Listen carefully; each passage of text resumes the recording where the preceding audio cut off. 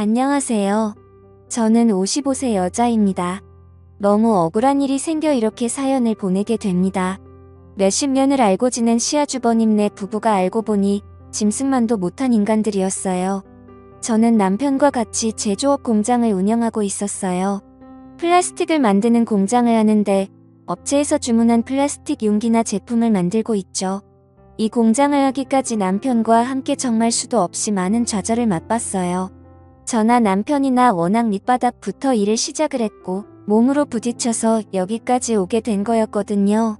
남편은 공장 직원으로만 10여 년 넘게 일을 했고 공장장이 된 후로 저와 같이 공장을 인수받아 일을 했어요. 공장하면서도 별일이 다 있었는데 기계를 납품한다고 돈을 가져가고 안 가져와서 사기를 당한 적도 있었고 대금이 밀린 제 부도가 날 회사 때문에 저희 공장도 휘청한 적이 한두 번 있었어요. 그렇게 몇 번의 고비를 겪고 나서 인건비라도 아껴보겠다며 저도 같이 공장에 나갔고 명절을 제외한 나머지는 매일같이 공장으로 출근을 해서 살다시피 했습니다. 주변에 같이 일하시는 분들도 다르지 저희 부부한테 어쩜 그렇게 열심히 사냐고 했어요. 그 정도로 압착같이 살았습니다. 이렇게 살다 보니 또 그만큼의 보상도 뒤따르더라고요. 지하 월세방에서 살던 내 식구가 큰 평수는 아니지만 32평대 아파트에서 살게 되었고 두 딸들 대학까지 다 보낼 수 있었어요.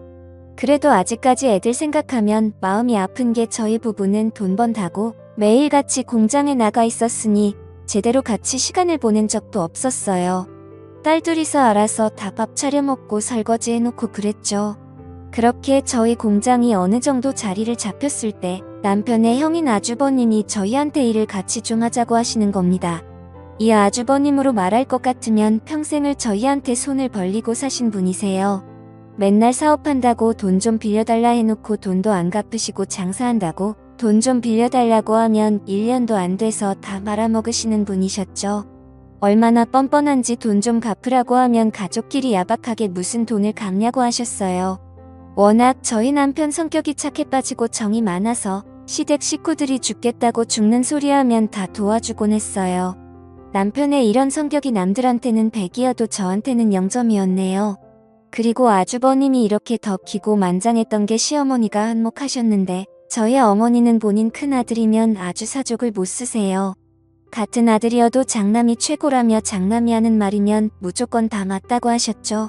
한 번은 시어머니가 저희 남편한테 네 형이 지금 돈 때문에 힘들어하는데 동생이라면 형님이 돈 좀 쓰세요 하면서 얼마 주워주고 그래야지. 너는 공장하면서 돈 벌고 있는데 네 형은 지금 직업도 업장이야 하시는데 저는 그런 어머니한테 안 된다고 했어요. 그러니 새노인네가 기운도 좋으니 저한테 빽소리를 지르며 식구들 다 있는 데서 표독을 퍼겁니다. 너넨 남의 집 식구 주제에 네가 뭔데 돈을 줘라 말아라 하고 있어. 겁대가리 없이 우리 큰아들이 하는 일에 업혀가면서 그 공장이 네 공장이냐 너는 그냥 쥐 죽은 듯이 시키는 거다 해라. 어딜 남자가 하는 일에 나서고 있어 하셨어요. 그러니 형님도 말했습니다. 동서 참말 서운하게 한다. 아니 공장하면서 돈 좀 벌었다 이거야 뭐야 지금 우리 애들 아빠 직업 없다고 무시해. 대단한 게 하는 것도 아니고 그깟 공장하면서 사람이 한결같아야지 참 속 보인다 하시는데 근데 저도 그런 형님한테 그럼 형님이랑 아주버님은 사람이 한결같으셔서 그동안 저희한테 빌려간 돈 한결같이 안 갚고 계시는 거세요. 형님이야말로 그 밥에 그 나물이라고 아주버님하고 똑같으시네요. 했어요. 매번 참고만 있었는데 할 말 다 했죠. 그러니 제 말이 끝나자마자 시어머니 신고 있던 슬리퍼를 저한테 던지면서 나가라고 소리를 치셨어요. 그렇게 못 빼어먹은 애가 집에 들어오니 눈에 뵈는 게 없지 하셨죠. 그러면서 너는 이런 대우받아도 싸다 하셨네요. 시댁 식구들 다 이런 식이었어요. 결국 남편은 본인 형을 직원으로 채용을 했어요. 근데 아주버님 3개월 정도 일하고 나오지도 않았죠. 제가 오죽하면 남편한테 당신은 어디서 주워온 자식 아니냐고 했어요. 그나마 남편이 제일 멀쩡했거든요. 그러다 제 나이 50되던 해 남편과 슬슬 노년을 계획해야 할 때 커다란 시련이 닥쳐왔습니다. 저희 남편이 하늘나라에 가게 되었어요. 급성 심근경색으로 사망을 하였는데 공장에서 혼자 있다가 그렇게 된 거였어요. 하필이면 그날 저희 둘째 딸이 대학 근처에 자취방을 알아봐야 돼서 제가 수원으로 올라가야 했거든요. 제가 공장에 없을 때 이런 일이 생긴 겁니다. 옆 공장 사장님이 저희 남편한테 같이 점심 먹자고 하러 갔다가 사무실 내서 남편을 발견했고 저한테 연락이 왔어요. 저는 그 얘기를 듣자마자 바로 내려갔고 남편이 있는 병원으로 갔는데 이미 시간이 많이 지난 상태였다고 하더라고요. 그날 제가 딸한테 안 갔더라면 남편을 살렸을 텐데라는 후회가 정말 물 밀듯이 밀려오고 죄책감까지 들었어요. 그리고 남편 장례식장에서 또 한 번 시댁 식구들과 한바탕 난리가 났어요. 쓰레기 같은 단토도는 무부와 시어머니가 저희 남편 장례식장에서까지 돈 얘기를 했더라고요. 장례식장 식사하는 데서 셋이서 쑥덕거리는 걸 제 친구가 듣고 저한테 얘기를 해줬는데 정말 장례고 뭐고 죄다 뒤집어 엎어놓고 싶었습니다. 여태까지 아주버님이 저희 부부한테 빌려간 돈이 총 7천만 정도 되었거든요. 근데 그 7천만 원 얘기를 하며 엄마 내가 둘째한테 빌린 7천만 원은 이제 안 갚아도 되는 거겠지라고 했대요. 그러니 시어머니가 아주버님을 팔로 슬쩍 치시냐 당연하지. 그 돈은 안 갚아도 되는 거야. 평생 그 돈 갚으라는 소리 들었는데 이제 둘째까지 죽은 마당에 그걸 뭐하러 갚냐라고 하셨다네요. 그러니 형님도 어머어머 그럼 우리 그 돈 안 갚아도 되는 거야? 우리 완전 개탄네 하면서 7천만 원 안 갚아도 되는 대신 상주 역할 톡톡 해야겠네 라고 하셨대요. 그러니 아주버님이 그의 7천만 원 대신 둘째 가는 마지막 날까지 옆에 잘 있어주면 되는 거야 라고 했대요. 진짜 이 인간들 사람인가요? 이 판소리 짓거렸으면서 시어머니는 장례식장 오자마자 주저앉으면서 대성통곡을 했고 저한테는 너 때문에 우리 아들이 죽었다며 우리 아들 당장 살려내라고 했었죠. 지금 생각하니 진짜 가증스럽기 짝이 없었네요. 그리고 화장터에서 난리치는 시어머니한테 어머님 이제 와서 우리 아들이라고요. 언제 저희 남편 아들 취급이라도 해주셨어요? 어머님한테 저희 남편은 돈 갖다 바치는 기계 아니었냐고요. 아니 아주버님이 제 수식어 참말이 심한 거 아니요. 라고 하는데 그런 아주버님한테도 아주버님도 그렇게 말씀하시면 안 되죠. 저희한테 가져간 돈만 자그마치 7천만 원이에요. 근데 애들 아빠 장례식장에서 8천만 원 안 갚아도 된다는 그딴 소리를 하고 있으세요. 아니 형님 꼭 오시며 아니 솔직히 맞는 말 아니야. 서방님도 돌아가셨는데 우리가 갚을 필요는 이제 없긴 하지라고 하는데 그런 인간들한테 니들은 이제 남이라며 여기 있을 자격도 안 된다고 가라고 했어요. 나중에 후환이 두렵지도 않냐고 했네요. 그러니 아주버님이 본인 식구들이랑 시어머니 데리고 가다고요. 남편이 하늘나라 가서까지 이런 대우를 받는 게 너무 안쓰러웠어요. 그렇게 남편의 장례가 끝나고 저는 공장도 못 나가고 집에만 있었어요. 저희가 발주받은 물건은 옆 공장 사장님한테 남겼고요. 그렇게 2주 정도 지났을까요? 옆 공장 사장님이 급하게 전화가 온 겁니다. 그러면서 사장님 공장 내놨어요 라고 하는데 저는 무슨 소리냐고 했어요. 그러니 지금 어떤 사람들이 와서 견적 알아보고 시세 파지고 있는데 그 말 듣자마자 공장으로 달려갔고 아니나 다를까 아주버님네 부부가 떡하니 팔짱을 끼고 공장을 이리저리 돌아다니는 겁니다.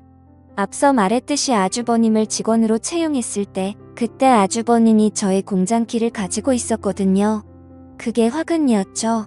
그리고 제가 공장에 갔을 때 이미 공장에 있던 기계들은 어디 갔는지 온데간데 보이지 않았어요. 저는 아주버님한테 기계를 다 어디 갔냐고 했어요. 그러니 말 같지도 않는 소리를 하는 겁니다. 아, 그 기계가 오래돼서 기름칠이라도 다시 하려고 수리 맞겠어요. 라고 하는데 아주버님 무슨 말 같지도 않는 소리를 하세요. 기름칠하려고 몇 톤씩 되는 기계를 옮겨요? 설마 기계 다 갖다 팔았어요?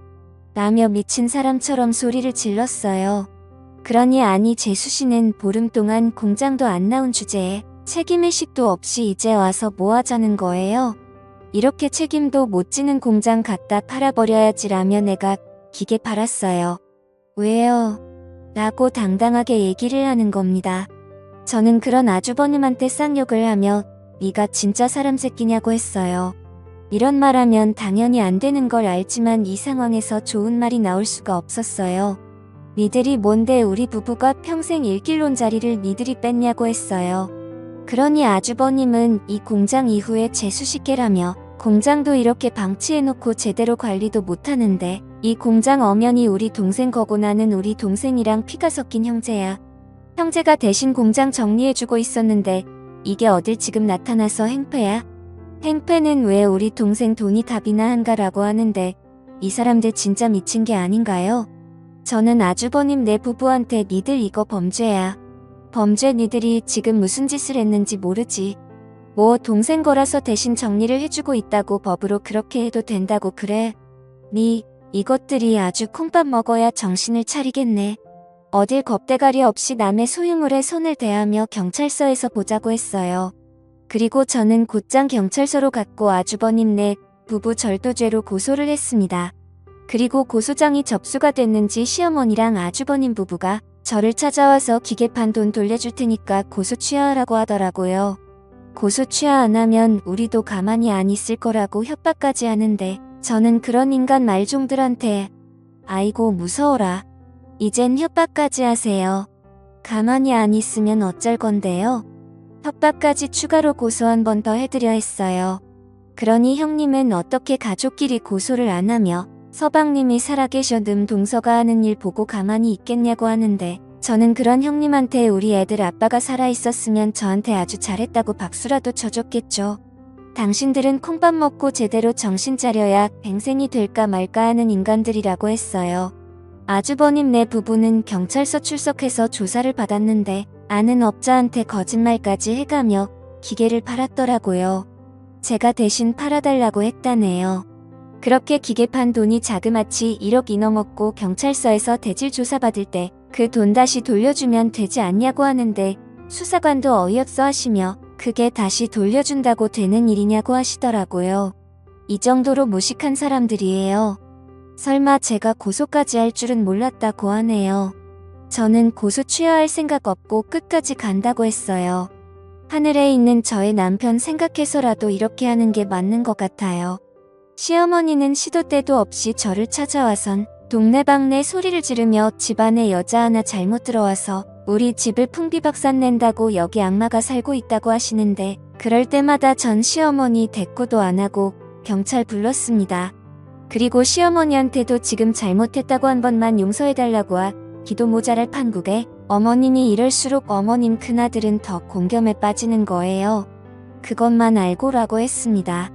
여자가 안을 품으면 온 6월에도 서리가 내린다는 말이 꼭 제 얘기 같았어요. 아주버님 내 부부는 변호사까지 선임해서 1심 재판받았는데 촉법으로 징역 6월 선고받았어요. 아주버님 내 변호사는 계속 저한테 합의 요구하지만 저는 항소까지 할 예정입니다. 작년에 남편 보내고 아주버님 내 부부 고소까지 정말 많이 일들이 있었는데요. 죄를 저질렀으며 그에 맞는 마땅한 벌을 받아야 된다고 생각을 하고 끝까지 가려고 합니다. 제가 너무하셨다고 하는 분들도 계시겠지만 저처럼 억울한 일을 당하게 되면 이렇게 독하게 되더라고요. 이렇게 글을 쓰게 된 이유도 저처럼 억울한 일들 당하지 않으셨으면 하는 마음으로 사연을 남깁니다. 제 푸념 같은 긴 사연 들어주고 읽어주셔서 감사하고요. 다들 건강 유의하시길 바랍니다. 감사합니다.